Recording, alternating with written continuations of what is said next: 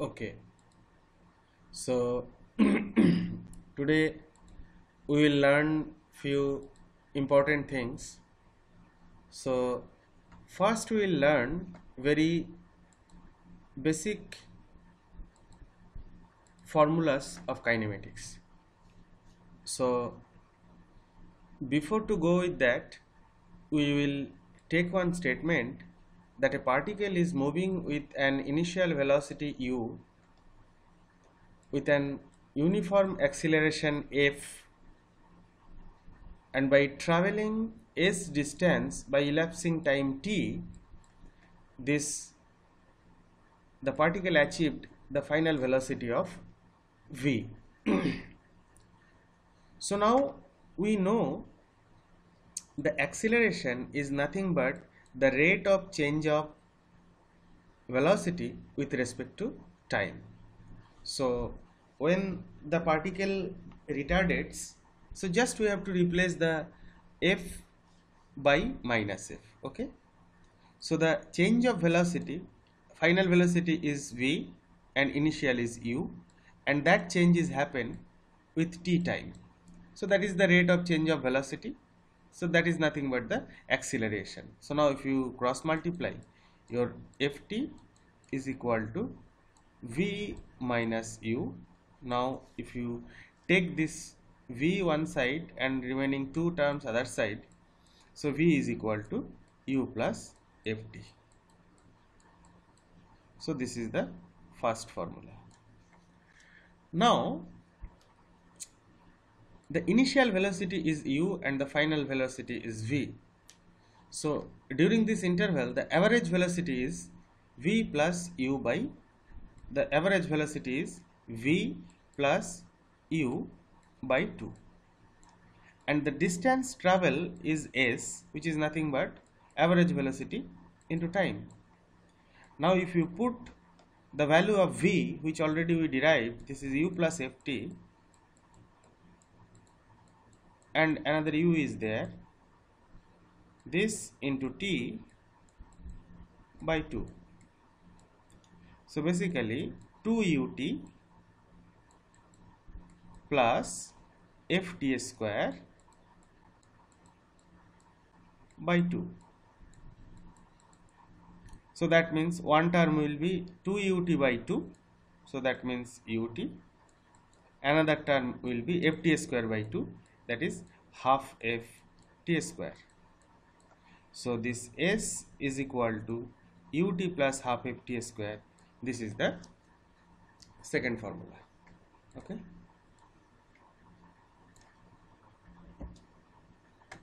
Now we know v is equal to u plus ft. Now if you take the square both side, so v square is equal to, this is a plus b whole square, so u square plus 2ab means 2u ft plus f square t square.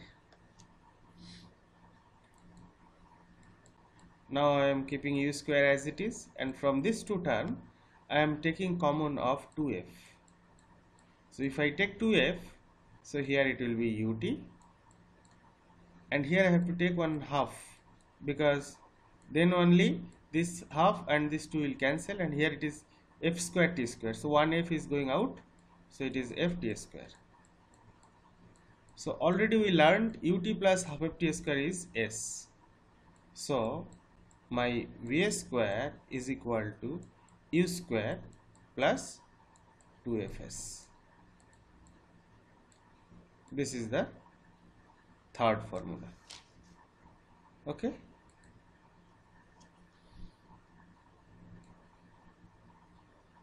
Now another thing we will learn, that is slightly different. Say the particle is moving like this with the initial velocity of u and acceleration f. So first second it will go this distance. Second, because the velocity every time it is increasing, so it will travel more distance. And the third second is like this, and fourth second is like this, so on. So suppose I want to find out the distance traveled by fourth second. How to do that? So I have to find out the total distance traveled by 4 second minus the total distance traveled by 3 second. Then only I will get this distance traveled by only fourth second. Similarly, if I want to calculate the distance traveled by the particle at tth second, which is st, that is nothing but the distance traveled by t second, total t second, minus the distance traveled by t minus 1 second. Got it? So now if I put, this is the distance traveled by t second. So that we already learned, that is ut plus half ft square minus distance traveled by t minus 1 second. So in place of this t, I have to put t minus 1.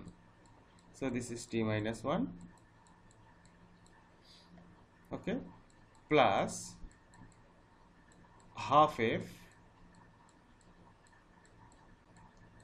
t minus 1 whole square. I am keeping this term as it is. Now this I am splitting, so it is ut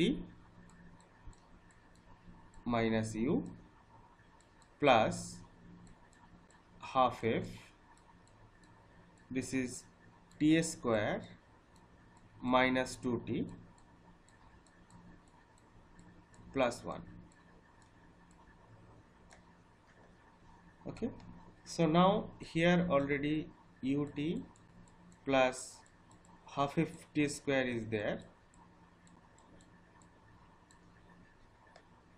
then this minus ut plus u, this minus and minus plus, minus half f t square, and this minus and this minus, it will be plus, so 2 to cancel, so it will be ft,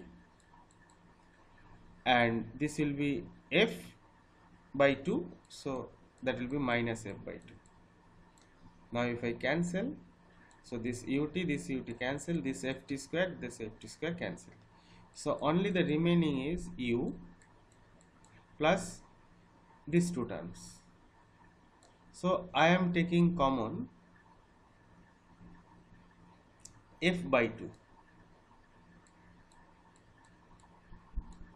If I take common f by 2, so here I have to take one 2t, then only it will be cancelled, this 2 and 2 it will be cancelled, ft minus 1. So the particle travel the distance at tth second, which is called st, is nothing but u plus half f into 2t minus 1.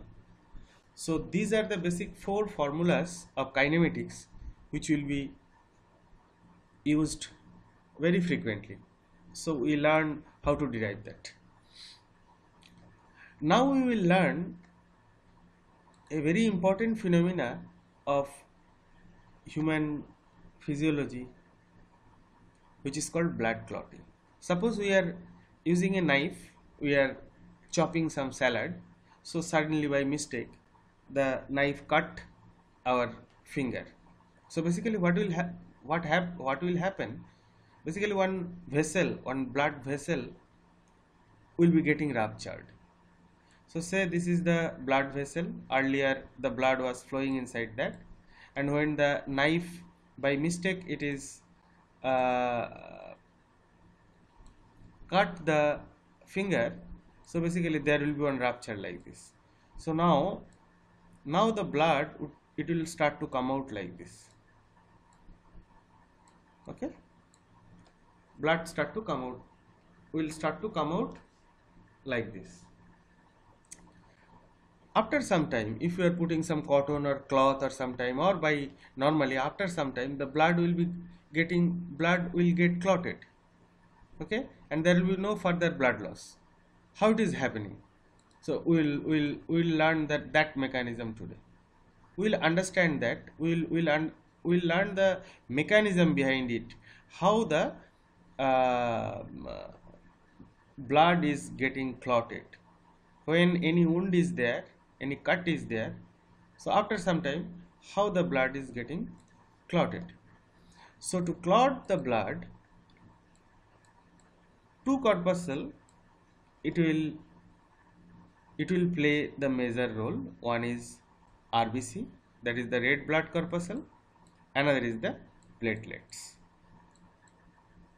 Okay, so when there will be a wound, because through this path only this RBC and through that rupture area only that RBC and the platelets starts to come out.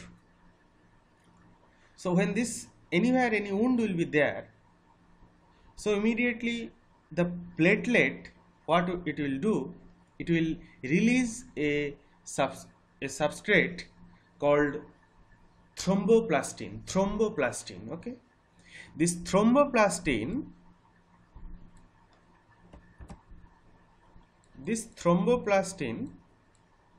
it will react with calcium cation. Okay, so this thromboplastin and the calcium cation, this will convert a blood protein called prothrombin to thrombin. Okay, this thrombin now it will catalyze the conversion of fibrinogen, that is another substrate in the blood, to fibrin. So fibrin is basically net, a kind of mesh it will create. So when that fibrin will come to that ruptured area, so this fibrin is like a, so the what will do, fibrin it will come, so each fibrin it will create a mesh here, and now the RBC and all the platelets it will stuck here, and slowly that area blood will be clotted and there will be no further blood loss. So this is basically the fundamental of blood clotting. So let us summarize it. It's a very important topic in biology or life science. So when there will be wound or cut, normally through that rupture area, the red blood corpuscle and the platelets will start to come out, and when there will be a wound, these platelets will release a substrate called thromboplastin. This thromboplastin and the calcium cation present in the blood, it will convert another blood protein called prothrombin to thrombin. Now this thrombin will catalyze the conversion process of fibrinogen to fibrin. So this fibrin, it will again come to the ruptured area and it will be meshed up.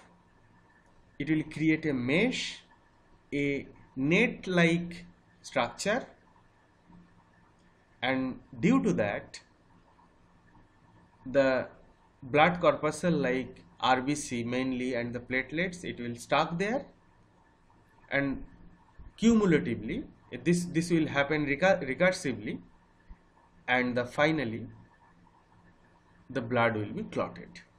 So this is the process of blood clotting in human body. It's a very important topic. Now we will learn a very important topic of geometry. It's a very important thing in geometry. Okay, so let us write the statement. So this is a triangle.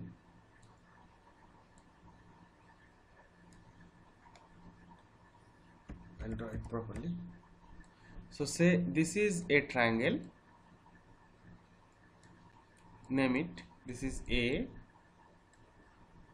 B and C. So these two are midpoint. These two are the, D is the midpoint of AB and E is the midpoint of AC. So now if I join this, we have to prove that DE is parallel to BC and DE is half of BC. So to prove that, from the E point I am extending the parallel line, okay, and from C point I am making a parallel line which is parallel to AB, and it's intersecting both line at point F. Now as E is the midpoint of AC, so AE and EC are equal, and this angle and this angle are equal. Okay,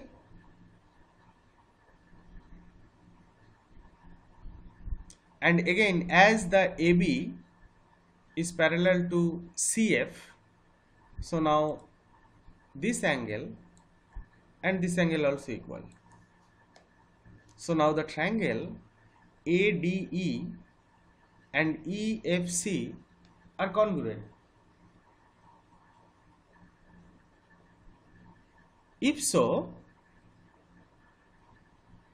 then DE is equal to EF. So from that we obtained, so after doing this, we now obtained that DE is equal to EF.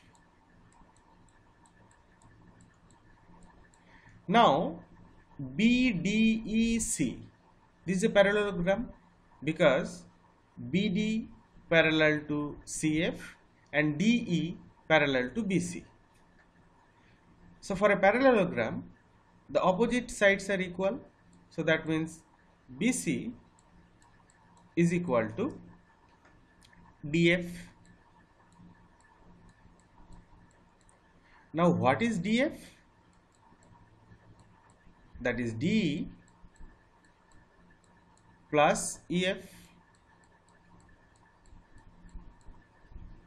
Now already we have proven that DE is equal to EF.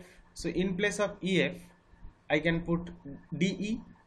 So DE plus DE, 2DE. In place of EF, I am putting DE. So DE plus DE is 2DE. So now DE is equal to half of BC.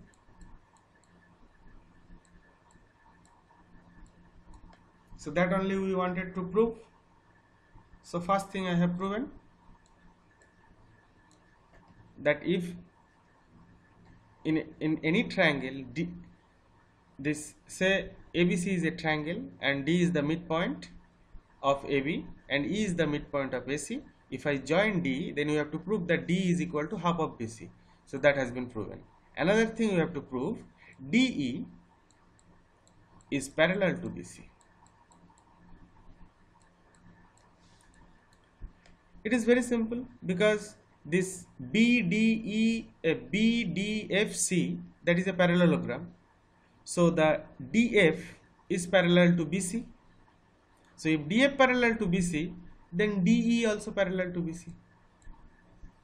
So both the things we have proven. Now we will learn a simple process how to balance a chemical reaction equation. So now let us take an example of hydrocarbon.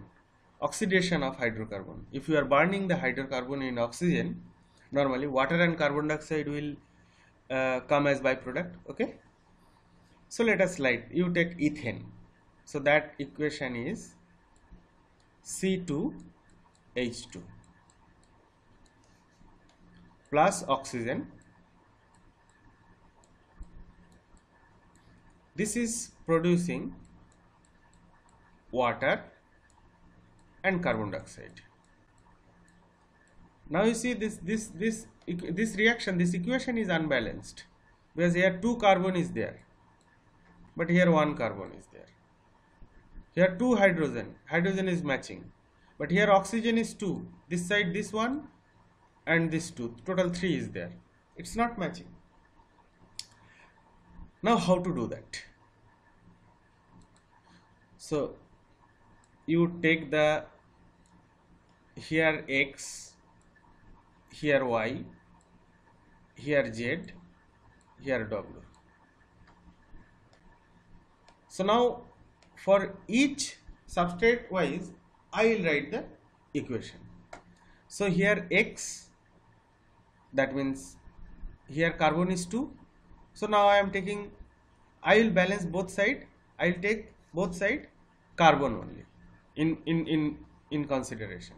So it will be 2x, this side is left hand side is 2x, and that side carbon is only W.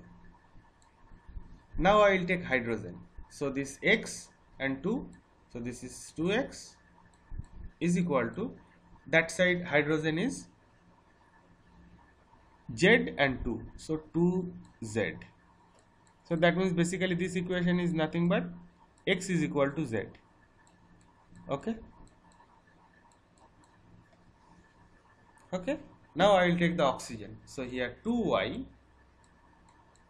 is equal to, here this water, 1 oxygen, that means Z plus 2W. Here CO2, 2W. So already we know Z is equal to x and W is equal to 4x. Sorry, W is equal to 2x. So 2W is equal to 4x. So that is equal to 5x. Okay. So now we got from this 2y. So my y is equal to 5x by 2. Okay. And my z is equal to x. And my w is equal to 2x. So from this 3 equation I have to find out. So we have to take the minimum integer value. This should be in all x, y, z, it will be in integer. Okay.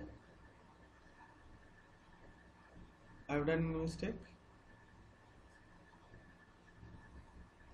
So 2x carbon means 2x is equal to W.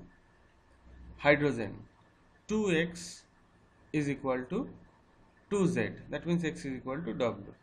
Here oxygen 2y is equal to z plus 2w. So now this is like that. Okay. Okay. So now what should be the value of x minimum, so that all the value will be in integer. So here it is only possible when x is 2, minimum value I am telling you. So if you take x is equal to 2, then y is equal to 5, your z is equal to 2, and w is equal to 4. So now if you put that, so here you put 2, because I got this value, by taking x is equal to 2. So here you put 2, here you put 5, here you put again 2, and here you put 4. So now you see, now I will write the equation again by putting this one. So now it is 2 C2H2 plus 5 oxygen is equal to 2 H2O plus 4 carbon dioxide. Now you see, here 2 to 4 carbon, here also 4 carbon. Here total 10 oxygen, here 2, and here 4 into 2 8, total 10. Okay, here 4 hydrogen, and here also 4 hydrogen. So the equation is balanced. So this is the way how,